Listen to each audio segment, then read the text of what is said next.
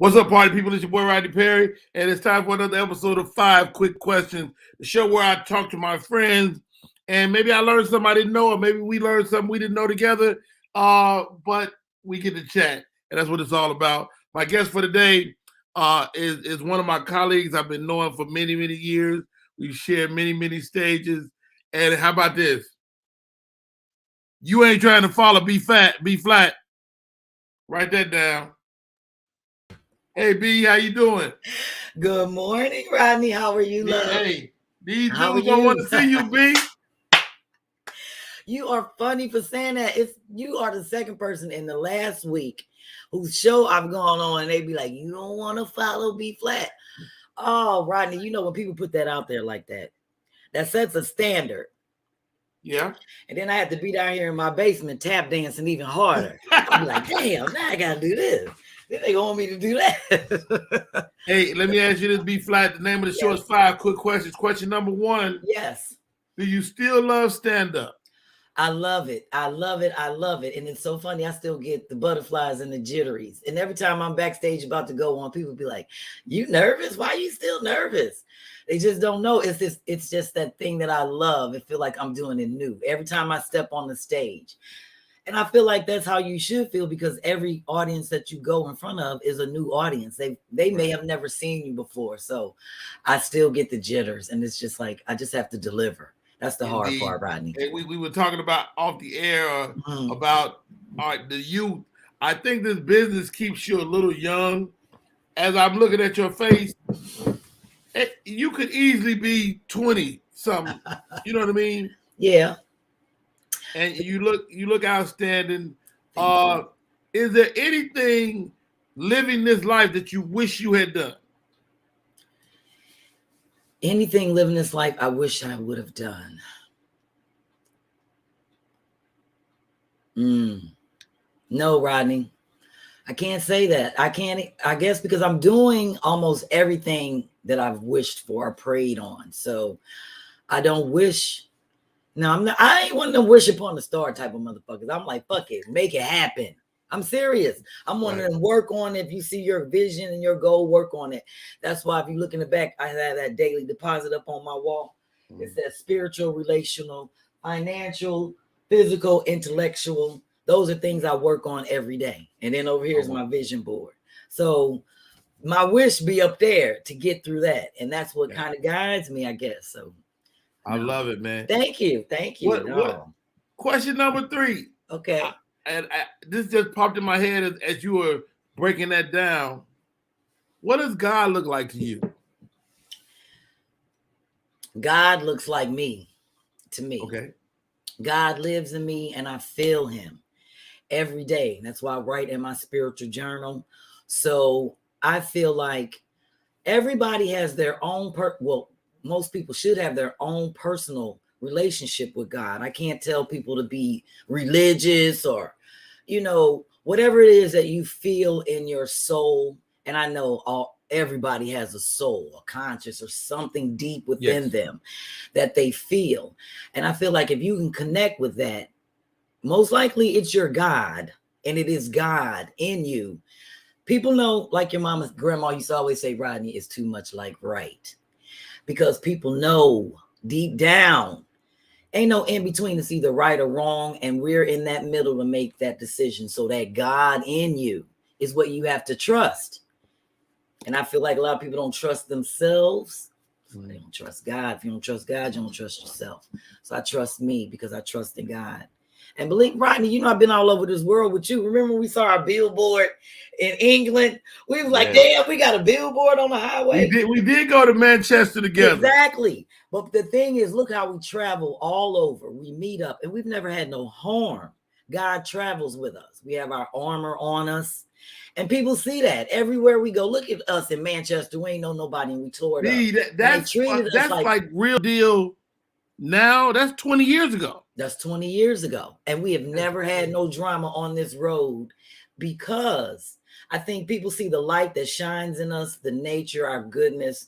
And then you can't touch this. Like if you shield it and you arm it up, all of that nonsense around you sees it. They be like, oh, I can't fuck with her. I can't fuck with them. They just are high and by and passing because Now, let me ask you this, because Yes. we live in a new world now. Yes. And I'm talking to like some of the young female comics, and they talk about how men are gaslighting them and trying them sexually.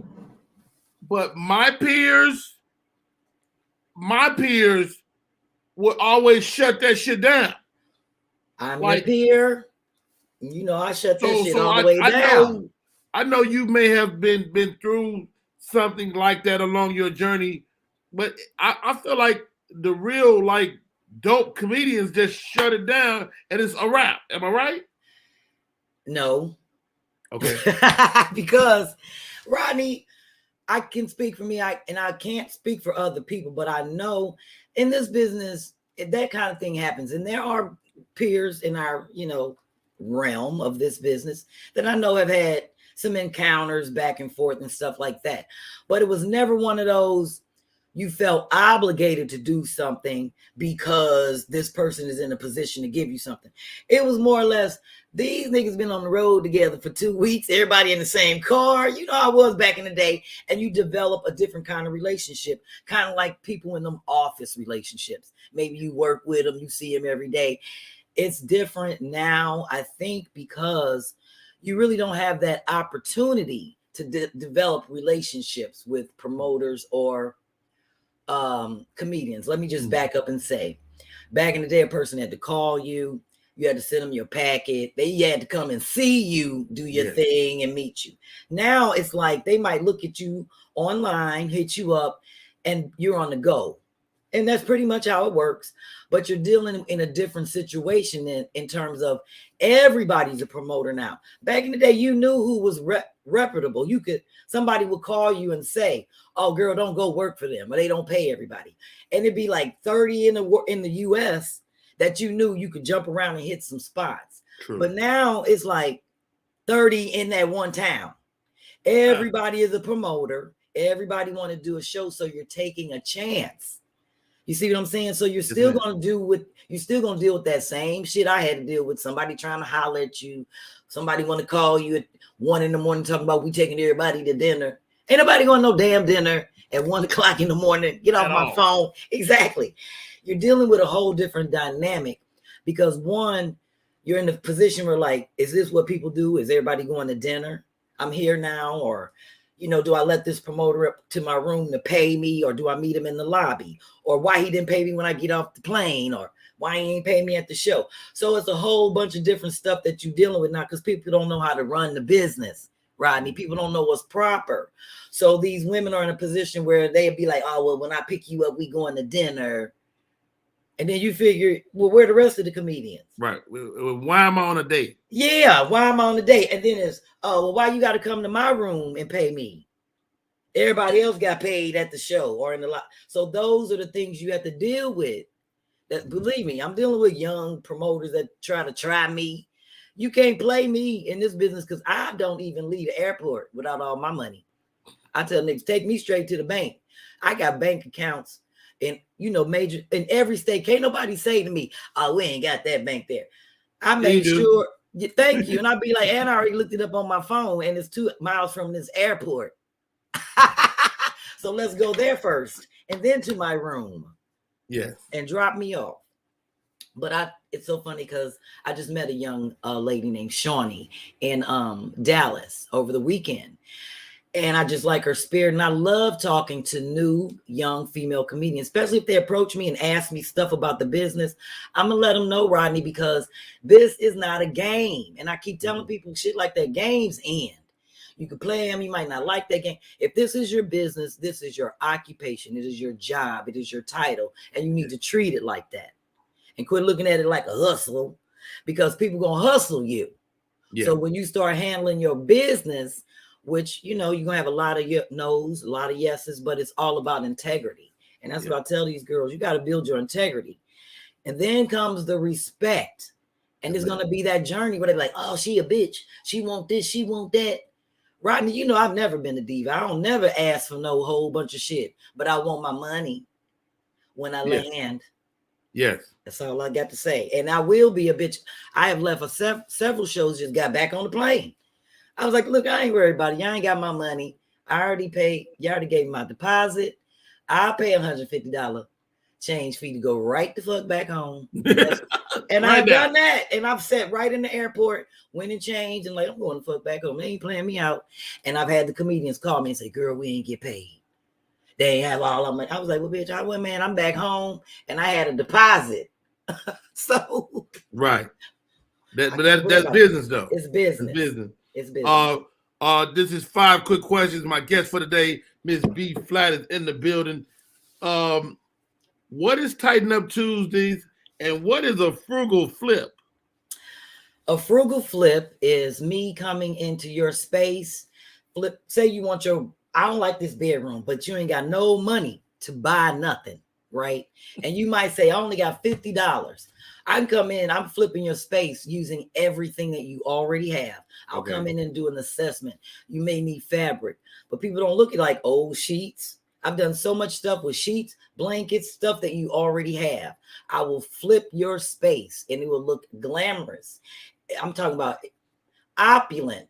Like somebody came in and you had a $2,000 budget to do one little room. Right. I tell people all the time, my vision for you is learning how to reimagine the things that you already have because we're so programmed to go spend. For example, Rodney, I did a segment on my show on Tighten Up Tuesday, which is a DIY show people how to do little things around their house, keep things tight so that you don't really have to spend money.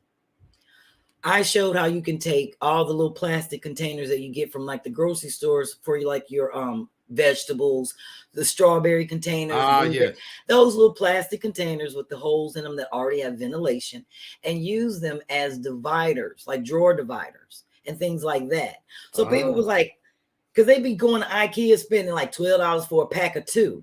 So I showed people how I've spray painted some to match different drawers. And I just use them all over the house. I clean them out really good and put them in the spaces for things that I need to keep organized.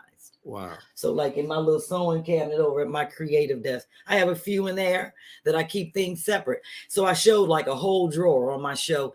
And now everybody that hits me up on the show, they be like, girl, I got all these strawberry containers and these salad containers, and I don't know what I'm going to do with them, but I know something's going to come to me. So I'm teaching people how to reimagine instead of one lady showed me on a picture how she just put all her son's baby socks in the different compartments. I was like, see, you ain't even got to go. You ain't have to spend no money. You already spent the money because you bought the strawberries. So why throw the container away? Wow. Yeah. So I show people how to do. Rodney, I'm going to show you a quick thing I made. I stick it up on my wall. This is a sconce. Like, what is it? That's dope. With the little candle. See the candle? I glued it on there. Oh, I'm over on the wrong side. I'm out the camera. There you go. Yeah, I see it. But I showed people how to make these on the show out of leftover wood.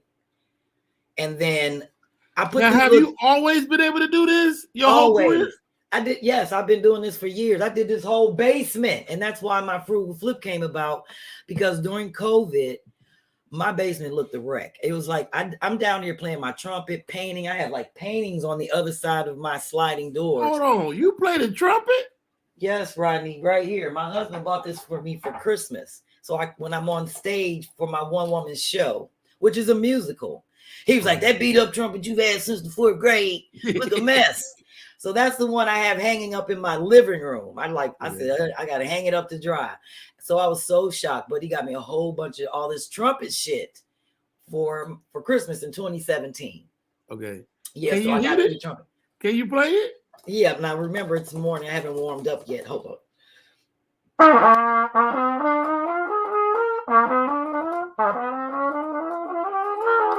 Yo.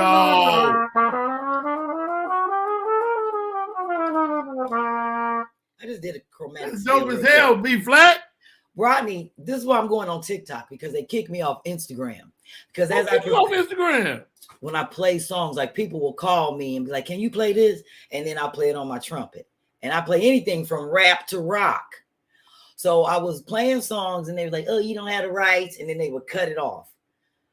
So I was like, fuck. So people would request. I've had anything from Journey to Chris Rock and Paul Wall.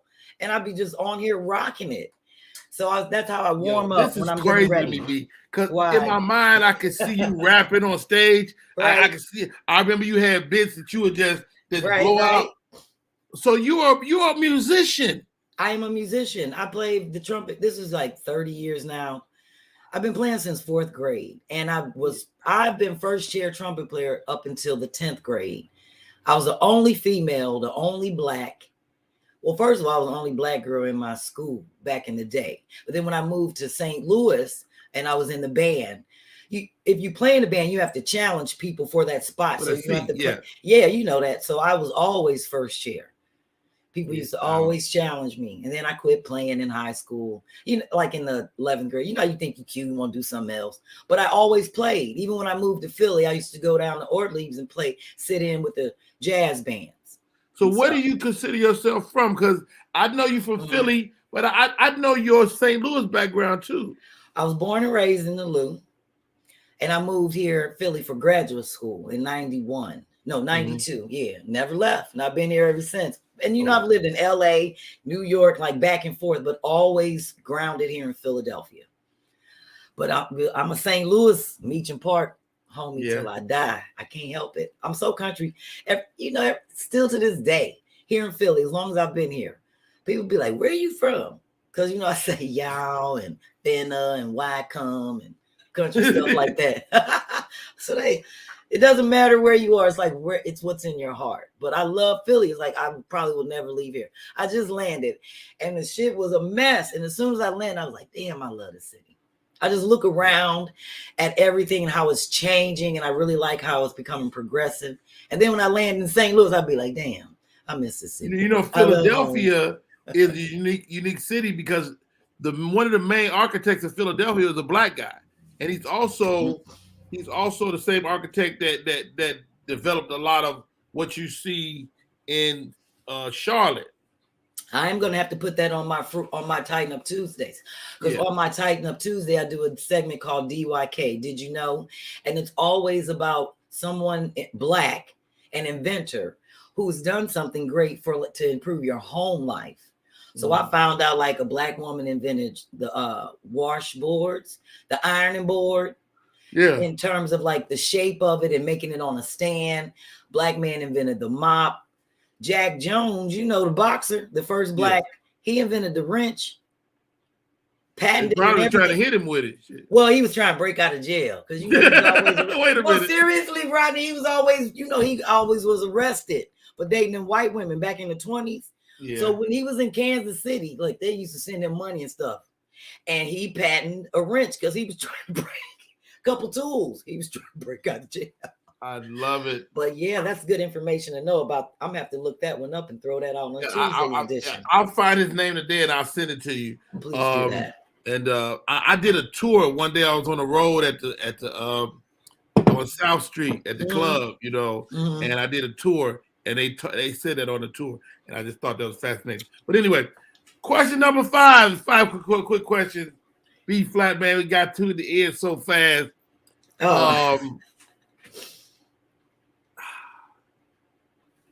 Will you do comedy the rest of your life?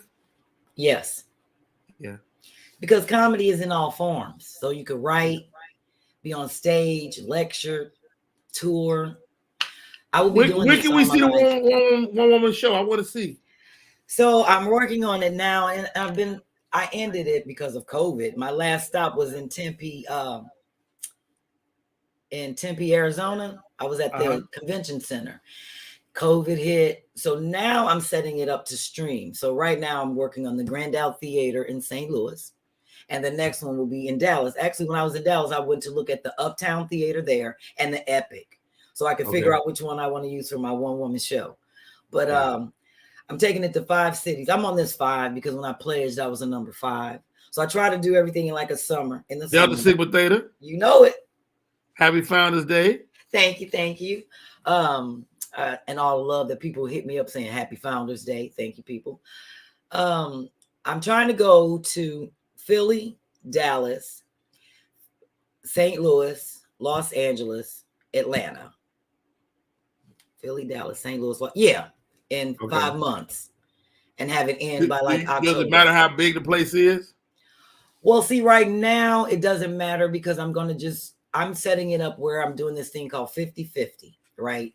So it's like 50 people that I pick that have been with me like day one, they get to get in the audience for free because we're streaming it, the show, but I still need an audience. You see what I'm saying? Understood. And I have a live band and all that other stuff. My one woman show is 2 hours. I don't take no break or nothing. It's called One Show, One Night, 3 Bitches, because it's like 3. You get to see me do my raps, the comedy, and the trumpet, because I actually play with the band. So that's all up front. I love that. I have to send you my trailer, because you get to see our practices and all that other stuff. But the thing is, I'm trying to keep it small because of COVID. So like right now, one of the places I did turn down because they restricted it to 104 people. Okay. But they seat 400. Okay. Do you see what I'm saying? So that's why I'm trying to re-strategize. And that's why I was in Dallas meeting, trying to figure out if we just do, just the setup for the streaming and invite the small audience and just let it be 50 people that tell 50 people to watch the streaming. You see what I'm saying? Yeah. So I'm like, you get in and like your 50 people got to definitely log on. They get a code. They may get a discount. But I'm going to, I'm trying to set my shit up to stream all over the world. Because I have people, Rodney, we got fans all over the world. And people are always hitting me up saying, I'm in Australia. When am I going to see you? Are you coming to the festival? I'm in Nigeria. When you coming here? And I'm like, my show is coming there on streaming. So so go get it. That's what I'm trying to do. So I want my shit to be selective. I really want to hit that city and be like, I'm picking my 50 dope people. That's been my day one. Y'all getting into my shit for free. I may even allow them to bring someone. But with streaming, you make that money. Everybody watching that shit. Yes. I ain't worried about no ticket sales. Wow. So that's how I'm setting it up. I love it. Yeah. Hey, the name of the show is 5 Quick Questions. My guest for the day is B Phlat. B, how do people get in touch with you, man? And it's so many ways to follow you. Yes, it is. And I'm really having people hit me up on my Instagram because it's really popping. And then you hit that, and you can see all the stuff that I'm doing on the link tree. I'm trying to get into this social media shit, Rodney. And I think I'm doing pretty good. Taking my time. Thank you. They get me up at Flat Out Funny. And that's PHLATOUT PHUNNY. Flat Out Funny. I love you, B Phlat. I love you too, Rodney. But you don't know why. I love you. You remind me of my mama. Oh, okay. Like my mother, the little heavy voice. Okay. Your whole vibe, I'm gonna send you a picture of my mama. Send me a picture. Okay. And today is her birthday. She's not with us anymore. And as I'm sitting here listening to you, it's like I'm sitting here talking to my mama, man. It's this voice. My nephew calls me Uncle Bev. You think it's funny, Rodney? I don't like that. That's why I don't talk to his ass in the morning. I love it. I love it. I don't like no high pitched voice. I like a woman with a voice. I'm trying to this day. That probably should have been one of my wishes. I sometimes wish my voice was different. I haven't gotten used to it, Rodney. Sometimes, like when I hear myself, I'll be like, "Damn, that's me," because it's just so deep. It's so raspy, and I don't know. It's changing. I feel like my mother was just like, she's a little woman. She's pretty, but she sound like you. And see, that's the thing. I throw people off with this voice. So and even when I was in high school, dudes used to be like, man, her voice fucked up. But if you see her, she look good. Because back in the day, you'd be on the phone talking to a dude and nobody ever wanted to talk to me. They used to put other niggas on the phone. They'd be like, man, I think I'm talking to a dude. You listen to her voice. And then another nigga would get on the phone. They'd be like, what you look like? So then when they would see me, and a lot of times dudes thought that I was an older woman trying to holler at like young boys because my voice always sounded like this, even in high school. So dudes used to be like, man, I ain't fucking with her. I think she's somebody's mama. They trying to, because back in the day, you used to try to tell dudes to come over, like my mama and them leaving, y'all can meet. And they'd be like, she trying to him us up. That's the mama. We gonna get in trouble. So I was the one funny. Rodney, this is so true. When I was pledging, right? The sorors used to make, like when they was looking for their boyfriends, the big sisters, they used to make me knock on the door like I was the police. Like if they thought a dude was in there in the dorm room, like, or if they, apartment with like another girl, they used to be like, get up there. I used to be like, oh, it's the police. Open the door. I used to be mad, but they always took advantage of my voice. Wow, crazy. Hey, Yeah. I can't thank you enough for coming on, B, man. Mad love, mad respect. Thank you. When am I coming on Frugal Flipper? What am I doing? I made an announcement last night on my show, and I have to make 2 announcements on your show. One is you're on my show next Tuesday. I made the announcement at 9 p.m. Yes. So we'll be hitting you up with the whole thing to log in, and you're my special co-host, and I put up your flyer and everything from this podcast, told people to watch. So we got a lot of good comments coming up because my thing is live like yours, and people were like, "Oh, I love Rodney. I love Rodney."